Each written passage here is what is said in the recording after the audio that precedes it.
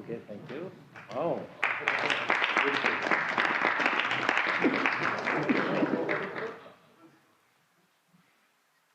Remember that day. Thank you very much, everybody. Appreciate it. I'm delighted to welcome Japanese Prime Minister Ishiba Shigeru to the White House for the first time. And Prime Minister, it's an honor to have you with us, a great honor. Japan is a great country. Thank you very much.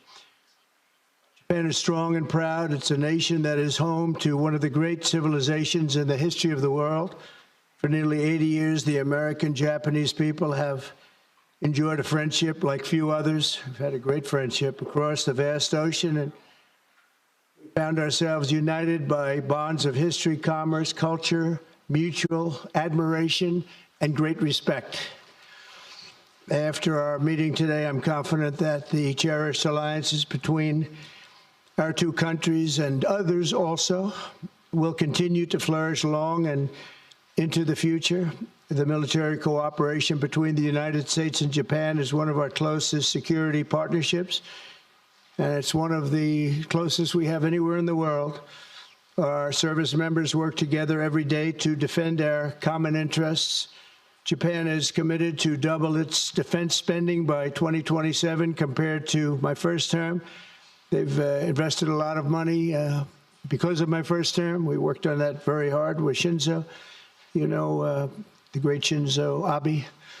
And we look forward to seeing even more so. Shinzo and I worked very, very long and hard, and those numbers are very reflective after my first term. And now they're going up very substantially based on our conversations today. In addition to being vital for our shared security, Japan is one of the top purchasers of U.S. military exports and equipment. And I'm pleased to say that this week my administration approved nearly $1 billion in foreign military sales to Tokyo. The United States is totally committed to the security of Japan. We will extend the full strength of American deterrence capabilities in defense of our friend and ally, 100%.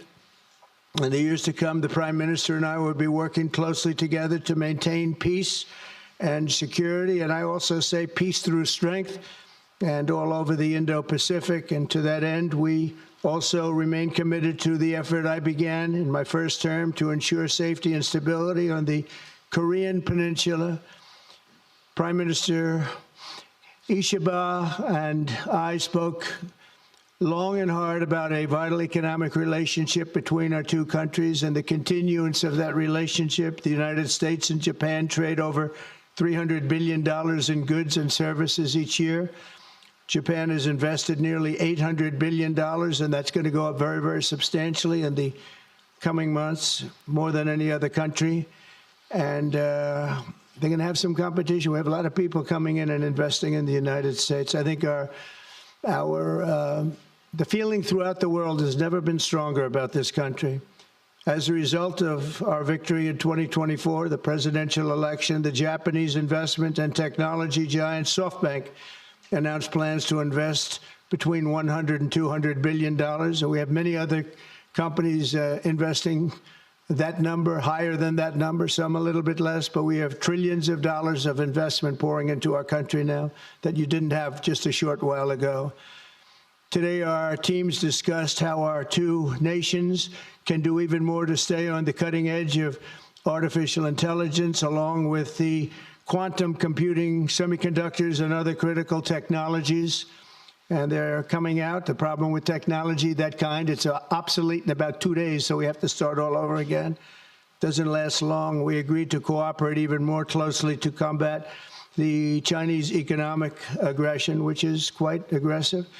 I'm also pleased to announce that Japan will soon begin importing historic new shipments of clean American liquefied natural gas in record numbers. It'll be record numbers. With our Secretary of the Interior, we were talking, I think Doug is here. Hello, Doug. Please stand up, Doug. Doug Burgum, everybody. We're talking about the pipeline in Alaska, which is the closest point of major oil and gas to Japan by far. less than half the distance of any other location. We're talking about a joint venture of some type between Japan and us, having to do with Alaska oil and gas, and that's very exciting. They're very excited about it, so are we. As we deepen our economic relationship, I made clear that the United States will be conducting trade with all countries based on the principle of fairness and reciprocity. Chronic trade deficits not only undermine our economy, they really do, and we're going to get rid of the trade. We have a trade deficit with Japan of over $100 billion, but we're going to work that out, and I think very quickly, frankly. We can do it just on oil and gas. We can work it out, so we intend to do it very quickly. We both understand that. And as America welcomes new foreign investment, we also want to ensure that companies build their products and factories here in America, not simply buy the assets that we have. And Japan is going to be opening up auto plants. New auto plants are being built currently as we speak. They've just been started. Toyota is one, and Nissan's going to be doing something very exciting about U.S. Steel. They'll be looking at an investment rather than a purchase. We didn't like the idea. U.S. Steel is a very important company to us.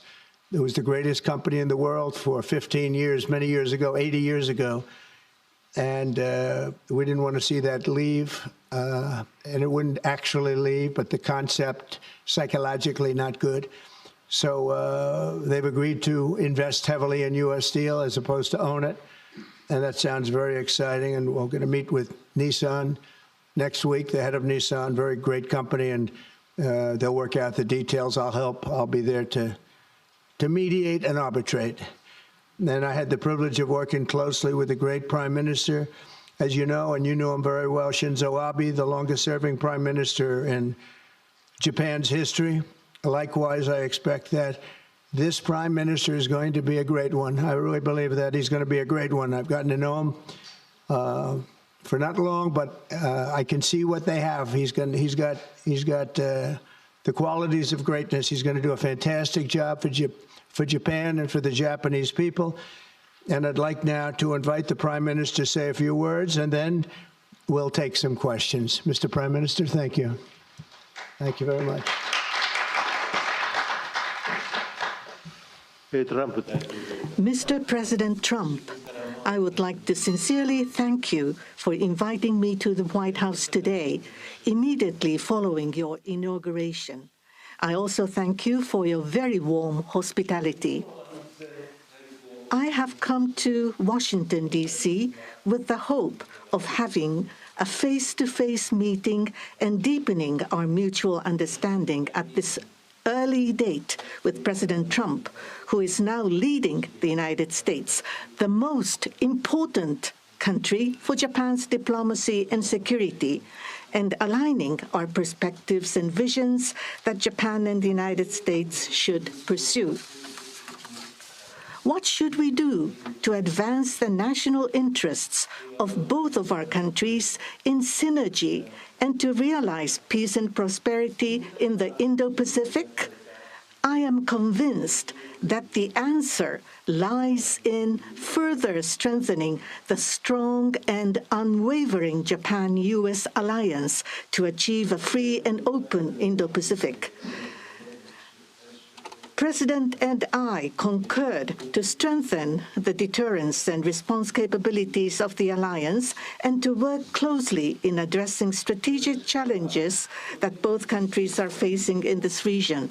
I conveyed to the President that Japan, as an ally of the United States, is ready to share responsibilities and to play its own role. I also reiterated Japan's unwavering commitment to fundamentally reinforcing its defense capabilities, and we confirmed the unwavering commitment by the United States to the defense of Japan.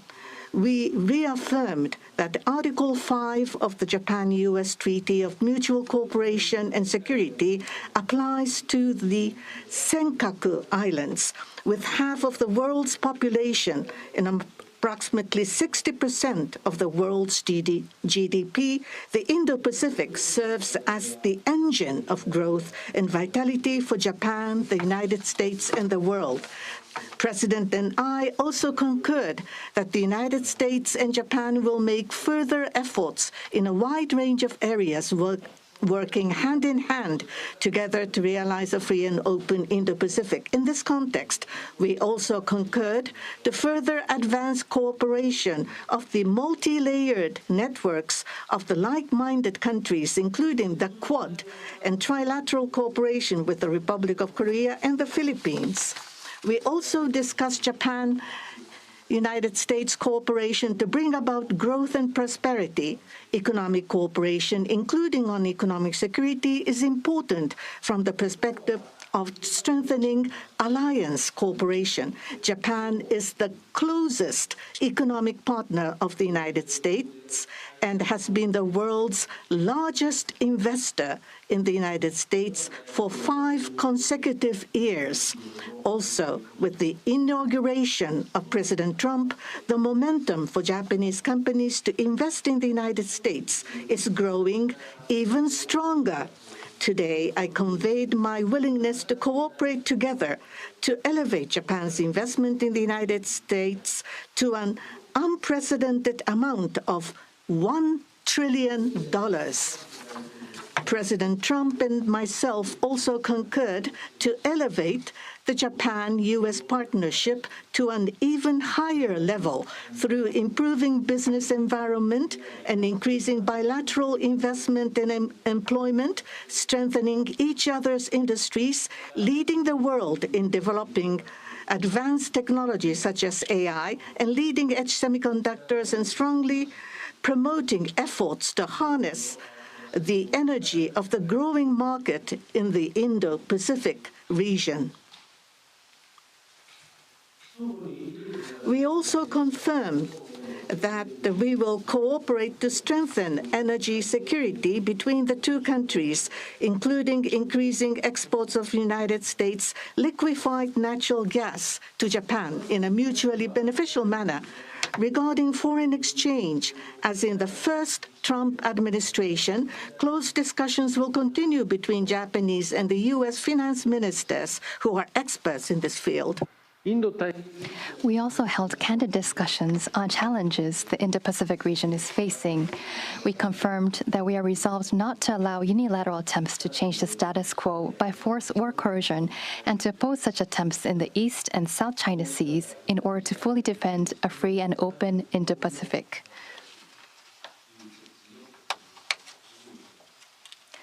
We also reiterated the importance of peace and stability across the Taiwan Strait. Regarding North Korea, we affirmed the need to address its nuclear and missile program, which poses a serious threat to Japan, the U.S., and beyond, and that Japan and the U.S. will work together toward the complete denuclearization of North Korea. As the abductees and their families continue to age, I conveyed my strong sense of urgency and determination directly to President Trump, and gained his renewed strong support for the immediate resolution of the abductions issue. While this was my first face-to-face meeting with President Trump, we were able to openly and frankly exchange views, and our meeting turned out to be very productive and meaningful. As a result of today's meeting, which marked a new departure for the Japan-U.S. relations, we are issuing a Japan-U.S. Joint Leaders Statement. This document will serve as a compass for further cooperation between our two countries. On the basis of these deliverables, I look forward to working together with President Trump, who I respect immensely, to usher in a new golden age of Japan-U.S. relations. I look forward to welcoming you to Japan, and I'm very excited about that prospect. Thank you, Mr. President. Thank you very much. Thank you. Any questions, please? Peter? President Trump, I have two on DOGE. Elon Musk said today, I love Donald Trump as much as a straight man can love another man. What does the First Lady think about that? Oh, I think she'll be okay with it somehow. So, Democratic lawmakers are really upset that DOGE engineers have access to these Treasury payment systems. The Senate Intel Defense wrote a letter to Wiles. They're saying that these systems are used to disperse trillions of dollars each year and contain everyday Americans' personal information like social security numbers, home addresses, bank accounts. Why does DOGE need all of that? Well, it doesn't, but they get it very easily. I mean, we don't have very good security in our country, and they get it very easily. And what we're doing, if you look at what has just taken place with respect to some of the investments that have been made on another agency that people have been talking about for years, but nobody did anything about it, it's absolutely obscene, dangerous, bad, very costly. I mean, virtually every investment made is a con job. There's nothing of value to anybody unless there's a kickback scheme going on, which is possible.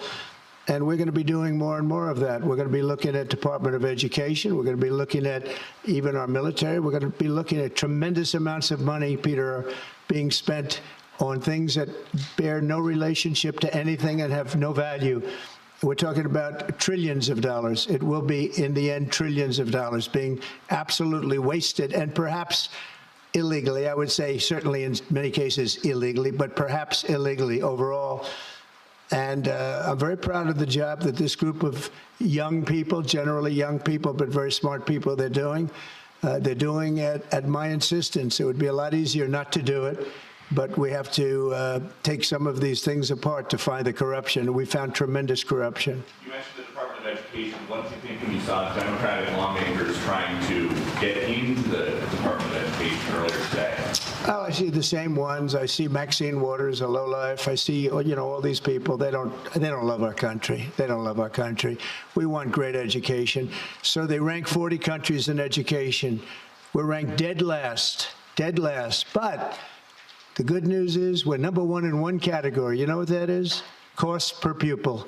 We spend more per pupil than any other country in the world. You look at Norway, Denmark, Sweden, various countries all up and down, Finland. China does very well in education. And then you look at us. We spend much more money than they do per pupil or any other way. But we spend much more money than they do, and yet we're ranked this year, Biden's last year, congratulations, Joe, we're ranked dead last. So what I want to see is education. Number one, I like choice. We all like choice. But beyond choice, long beyond choice, I want to see it go back to the states where great states that do so well have no debt. They're operated brilliantly. They'll be as good as Norway or Denmark or Sweden or any of the other highly ranked countries. They'll be, you probably have 35 to 38 states will be right at the top. And the rest will come along. They'll have to come along competitively. And by the way, we'll be spending a lot less money. And we'll have great education. As part of this DOGE cost-cutting effort, one of the DOGE engineers was fired for some inappropriate posts. The vice president says, bring him back. What do you say? Well, I don't know about the particular thing, but if the vice president said that, did you say that? I'm with the vice president. Thank you, Peter. Yeah, go ahead, please. Yes, red dress. Thank you so much, Mr. President.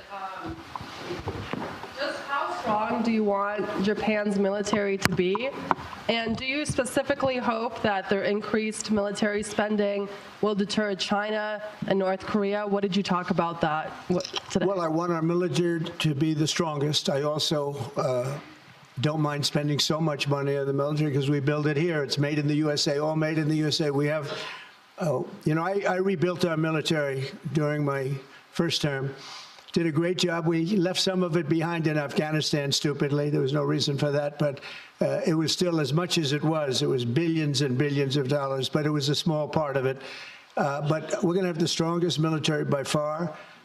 We have great people. I want to congratulate Pete Hegseth for having gone through the gauntlet. He went through a lot, but he got through, and he's going to be a tremendous, I have no doubt he's going to be a tremendous leader. And other of the leaders sitting here, they're in their own fields, we're going to do something very, very, very great, and we expect great things. But I expect the strongest military by far in the world, far stronger than China, far stronger than anybody, and that's the way it is. Thank you very much. Would you like to ask a question, please? Go ahead. Thank you, Mr. President. Thank you. This is Hiramoto from Nippon Television. My question, let me ask two quick questions. Sure. First, this is the first meeting between Mr. President and Prime Minister Ishiba. So what kind of impression do you have on him? And number two, do you have an idea or do you have a plan to impose tariff against Japan so far? Thank you. I think that he is going to be a great prime minister. I think he's a very strong man, very, very strong. I have great respect for him. I've known him for a long time through a reputation. Shinzo Abe thought the world of him, and I think he's going to do a fantastic job as prime minister. A very strong person. I wish he wasn't so strong. I wish he was a little bit weaker than that, but that's what I got. I have to get strong guys all the time. He's going to be a great prime minister. I also, in terms of tariffs, I mean, we're going to have tariffs, mostly reciprocal tariffs, where we go with, and I'm going to be probably meeting on that Monday or Tuesday, have an announcement, probably a news conference, but probably reciprocal tariffs where a country pays so much or charges us so much, and we do the same. So very reciprocal, because I think that's the only fair way to do it. That way, nobody's hurt. They charge us, we charge them. It's the same thing, and I seem to be going in that line as opposed to a flat fee tariff. Okay? Yes, go, please. Please, go ahead. Why don't you go ahead?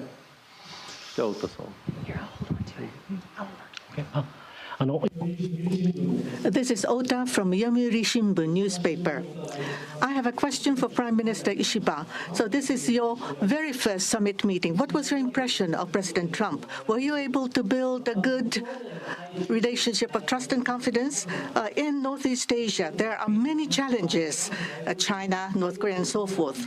And with President Trump, what did you appeal to him, and what kind of understanding were you able to obtain? On the economic field, there is the acquisition of U.S. Steel, the buy Nippon Steel, and there are expansion of import of LNG. What were the communication discussion did you have with President Trump for the $1 trillion of investment from Japan to investment? What was his reaction?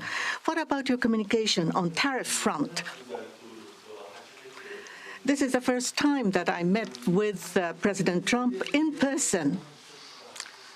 So this was the first time meeting face-to-face. But for many, many years, I have watched him on television.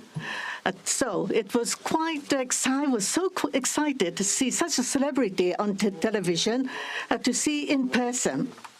On television, he is frightening, and he has the very strong personality. But when I met with him, actually, he was very sincere and very powerful and with strong will for the United States as for the whole world. I was able to feel that.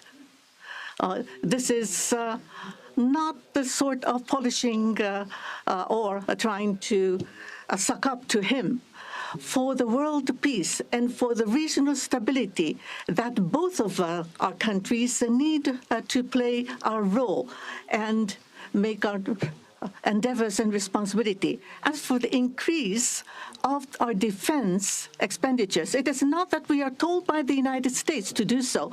Japan, on our own decision and on our own responsibility, we need to increase our defense expenditures. But of course, we need to communicate and consult with the United States.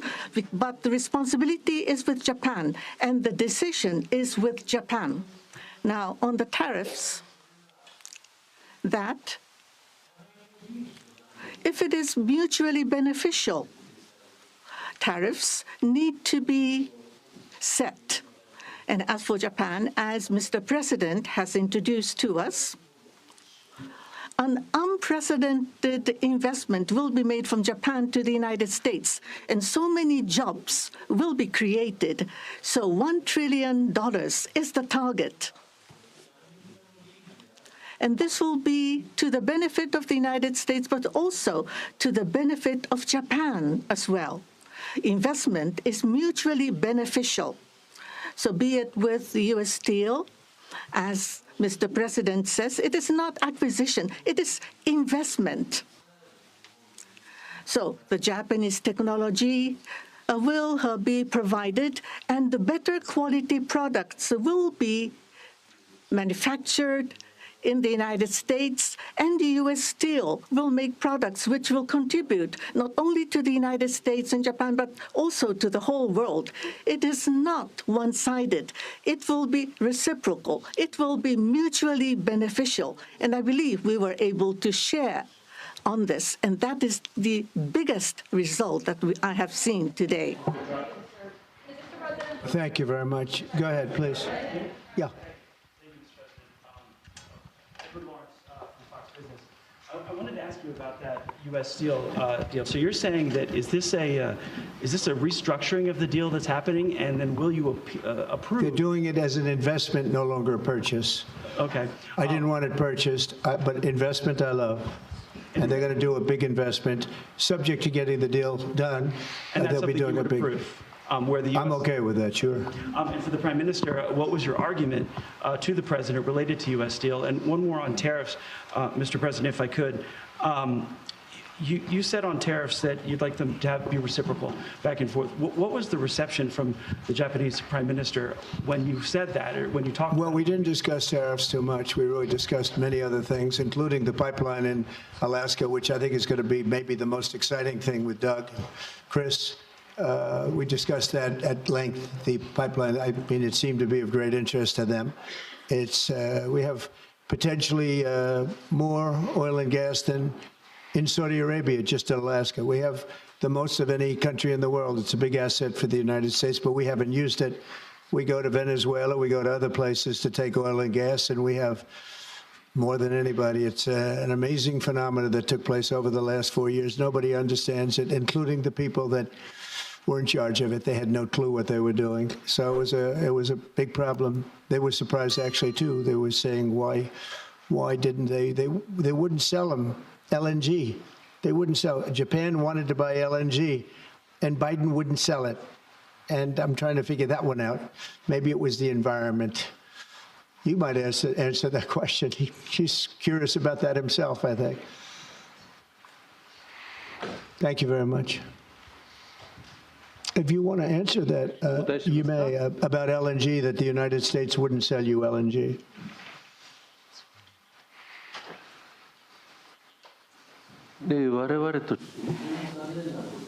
That was a really unfortunate thing, but the current administration, the previous administration was not allowing the LNG to be exported to us. I believe that President Trump, on the day of his inauguration, allowed us to resume this importing. I think this is something that is really wonderful for us. And as the country of Japan, we are interested in importing not just LNG, but also bioethanol, ammonia, and other resources at a stable price, a reasonable price from the United States. And we also want to improve the trade deficit that the U.S. has towards Japan. So if we are able to buy those at a stable and reasonable price, I think it would be a wonderful situation. And for that, I am very appreciative to President Trump. And we also look forward to LNG and hope that it's a success. I want to just say that on the ethanol, Iowa is going to be very happy. All of the Nebraska, all of our farm states are going to be very happy. They want ethanol, and we'll be able to provide it. So our farmers, who I like and they like me, I think they're going to be very, very happy. We've opened the sale of LNG immediately. Actually, we did it a few days ago. And China, right now, not only China, everybody wants to buy it. We have more than anybody, and they're all buying it. But Japan in particular, we're very happy that they're going to start immediately. And we can supply it to the world, but we're supplying it to Japan, and they can always be right up in the front of the line. Yeah, go ahead, please. Go ahead. Mr. Prime Minister, I have a question for you as well, but Mr. President, I'll start with you. Well, quickly, to follow up on what Peter was asking, have you directed Elon Musk to review Pentagon spending, given it's the biggest discretionary spending Yes, in I the have federal Pentagon, budget? education, just about everything. We're going to go through everything, just as it was so bad with what we just went through with this horrible situation we just went through, and I guess 97% of the people have been dismissed. It was very, very unfortunate. You're not going to find anything like that, but you're going to find a lot. And I've instructed him to go check out education, to check out the Pentagon, which is the military. And, sadly, you'll find some things that are pretty bad, but I don't think proportionally you're going to see anything like we just saw. And your FBI has turned over a list to the Justice Department of the FBI agents who worked on the January 6 rioters cases. Are you planning to fire the FBI agents who worked on those investigations? No, but I'll fire some of them because some of them were corrupt. I have no doubt about that. I got to know a lot about that business, that world. I got to know a lot about that world, and we had some corrupt agents, and those people are gone, or they will be gone, and it'll be done quickly and very surgically. Did you have a question for the Prime Minister? Talk up. Are those the ones who worked on the January 6th? I don't know. I don't know. I know we have some that are very corrupt, and we don't like it. We're going to bring back the reputation of the FBI. Kash Patel is going to do a great job. We're going to bring back the reputation of the FBI, which has been hurt very badly. It's been devastated over the last 4 years. Mr. Prime Minister, you have just been meeting for the first time with President Trump. The last administration famously did not have hardly any, if at all, contact with North Korea. President Trump certainly did the last time he was in office. Would you like to see him resume that contact and also that in-person meeting that he had with the North Korean leader, Kim Jong-un?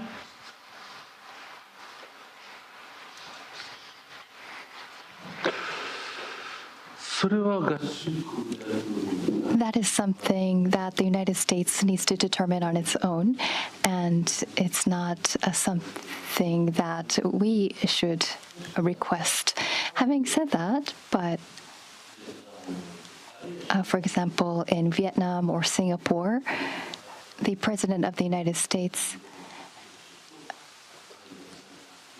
President Trump was able to meet with Kim Jong-un. I think that's a very positive development. So now that President Trump is in power again,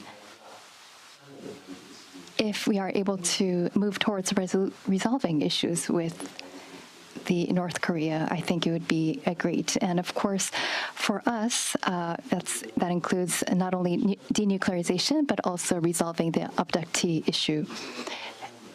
And so not only the victims of the abductees, but also their families too are aging. And so our time is limited. So if the President of the United States, if President Trump is able to resolve this issue, we do understand that it's a Japan issue first and foremost. Having said that, we would love to continue to cooperate with them. It's actually a good question, and we will have relations with North Korea and with Kim Jong-un. I got along with him very well, as you know. I think I stopped the war. I think if I wouldn't have won that particular election, you would have ended up in a very bad situation. But I did, and we had a good relationship, and I think it's a very big asset for everybody that I do get along with him. I get along with him, he gets along with me, and that's a good thing, not a bad thing. And I can tell you that Japan likes the idea because their relationship is not very good with him. And if I can have a relationship with not only him, but other people throughout the world where there seem to be difficulties, I think that's a tremendous asset for the world, not just the United States. Go ahead. I have a question for you and for the Prime Minister as well. Mr. President, I wonder what you make of the criticism from Democrats that these staff reductions, the cuts that Elon Musk and Doge are doing are an unlawful power grab. And is there anything you've told Elon Musk he cannot touch? Well, we haven't discussed that much. I'll tell him to go here, go there. He does it. He's got a very capable group of people. Very capable. They know what they're doing. They'll ask questions, and they'll see immediately as somebody gets tongue-tied that they're either crooked or don't know what they're doing. We have very smart people going in, so I've instructed him go into education, go into military, go into other things as we go along. And they're finding massive amounts of fraud, abuse, waste, all of these things. So, but I will pick out a target, and I say go in. There could be areas that we won't, but I think everything's fertile. You know, we're a government. We have to be open. And as an open government, I don't know, I guess you could say maybe some high intelligence or something, and I'll do that myself if I have to. But generally speaking, I'll just say go. But he will be looking at education pretty quickly, and he will be looking at military too. You know, the bulk of federal spending is Social Security, Medicare, programs like that. Would you like to see him look at those programs as well? Well, they don't really have to be looked at by him. They can be looked at by us. Social Security will not be touched. It'll only be strengthened. We have illegal immigrants on Social Security, and we're going to find out who they are and take them out. We have illegal immigrants in other Medicare. We found a lot of bad people, a lot of people that shouldn't be on, that were put on through California. A lot of them come out of California. We're not going to stand for that. So we're going to strengthen our Social Security, et cetera. We're not going to touch it other than to make it stronger. But we have people that shouldn't be on, and those people we have to weed out. Most of them, or many of them so far, have been illegal immigrants. They shouldn't even be in the country. Do you have a question for the Prime Minister? I do. Mr. Prime Minister, the President's affinity for tariffs is well known. If the U.S. places tariffs on Japanese imports, would Japan retaliate?